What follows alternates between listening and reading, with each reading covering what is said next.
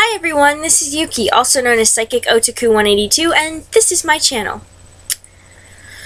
Okay, so I really am terrible at this whole updating every week thing. And I probably only get worse because I'm looking at starting college in the fall. But for those of you who actually do watch my videos, thank you for putting up with me. I'm sorry I don't update more often. But anyway, today I'm doing a book review on 1,000 Things to Love About America. This thing has like 4 different authors: Barbara Bowers, Brent Bowers, Agnes Hooper Gottlieb, and Henry Gottlieb. I hope I got that right. I spent 6 years in Germany. I would hope I got that right. Okay, so there's absolutely nothing political about this book. At all. It's not about politics. If we want politics, I have politics, but this is not politics. This is catharsis. This is that 20-minute crying jag that you're really not sure why you're crying, but you feel better afterwards. This is bursting out laughing over absolutely nothing and feeling fantastic for it. This book is not serious.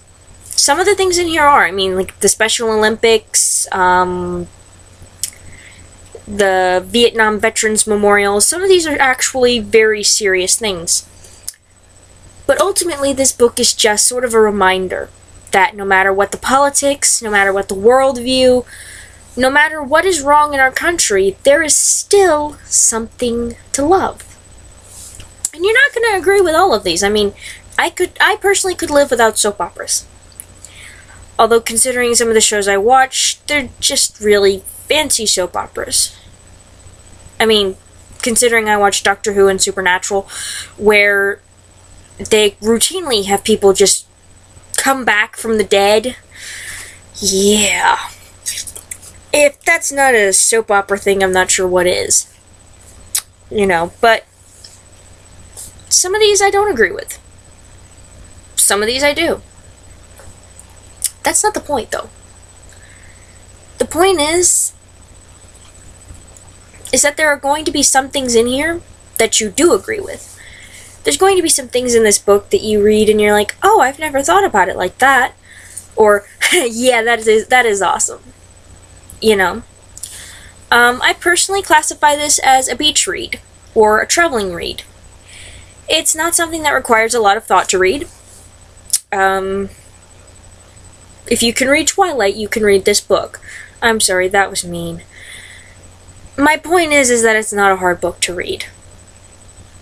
And, you know, it's not really serious. You know, I mean, you're not reading War and Peace here. You're reading a fluff piece, essentially. Just a little thing to remind you that for whatever reason you may dislike America, there's reasons to love it too. I'm not saying that America is the best country. Because, you know, maybe it's not. It's the best country for me. And considering this is my life, that's what's important. If it's not the right country for you, okay, that's great. I hope you're happy wherever you are. You know, there's nothing wrong with that. You know, and just because, you know, some other country isn't the country for me, doesn't mean I can't enjoy it. I lived in Europe for 6 years. I loved it. It was awesome. But ultimately, I like being back home. There's nothing wrong with Europe. Like I said, it was great. And I do miss things about it. But this is where I want to be at the end of the day. When all is said and done, I'd like to come home, thank you. And even here in the States, we have this. There are some people who the South is their life. They will never leave it, don't even try. There are some people who prefer the Northwest, or the Southwest, or, you know, the breadbasket, the middle of the country, or the Northeast. And that's okay. We have a really big country with a lot of different people from a lot of different backgrounds. And quite honestly, that's what makes it so awesome. I mean, it really is fantastic. This book is just sort of a little reminder there's nothing political about it. It's not politics. I mean, one of the things on there was leftovers, you know? I have a friend who won't touch leftovers with a 20-foot pole. I personally think they are a gift from God. Or at least Mom. Which is sort of the same thing if you stop and think about it. But my point is, you know, they're little things. Things that we enjoy. Things that, you know, maybe they're not exclusive to the US. But, you know, the way we do it's kind of different. Or, you know. The big thing about this is that in a world where you're constantly bombarded by, you know, this idea that Americans are hated by the world, that we're fat and lazy and stupid, and, you know, it's nice to know sometimes that we're not. That we have a reason to actually really, truly love our country. And that that's okay. There's nothing wrong with loving the place that you're from. Even if it is for something as goofy as leftovers and Days of Our Lives. It's okay. The people who judge you for that probably have something even more embarrassing hidden in their closet. Just a thought. It's kind of like a bully thing going on. This book isn't very serious. I keep saying that because I really just want you to understand. If you're looking for some serious political mumbo-jumbo, let me know. I've got a couple of books that I can review, like the 10 greatest lies about America or something like that. I've got books on politics. But this isn't politics. This is our culture. This is our national identity. This is things that we don't always think about, that we might take for granted, that we really should stop and think about just how amazing they are. Even if it's something as simple as the fact that we can actually debate. You know, because I'll be the first person to tell you, I am not fond of political debates. And it's not because I don't like, you know, hearing other people talk, hearing other people's sides. It's just that I feel like nobody's listening to my side. I probably just have the bad luck of never getting to debate with someone who's actually good at it. But a lot of times it feels like I'm just shouting at a brick wall, which is definitely not fun. But there's a lot of countries where they don't even have that. You know? So, what if some of the things in here are goofy? I mean, duct tape is in here. Duct tape.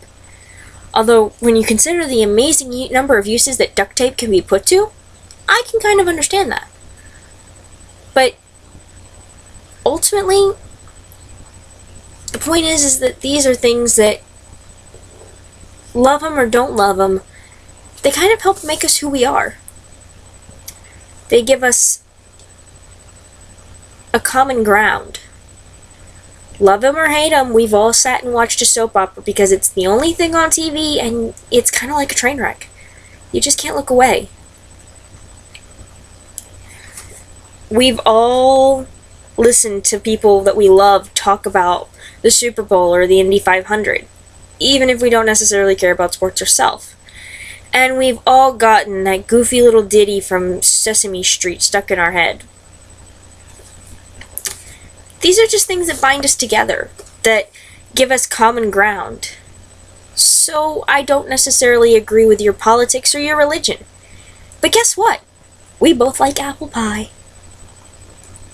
It's impossible to, you know. And I don't understand why people can't do that more often.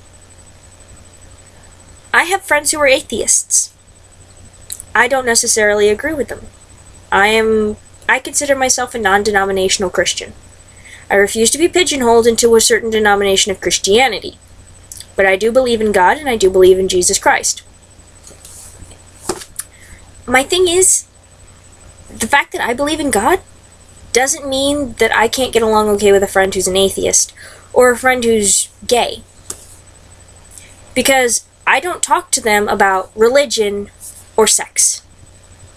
I talk to them about books and movies and TV shows that make us want to bawl our eyes out. Or clothing. Clothing is always okay, you know. I talk to them about things like food and musicals and plays that we all love.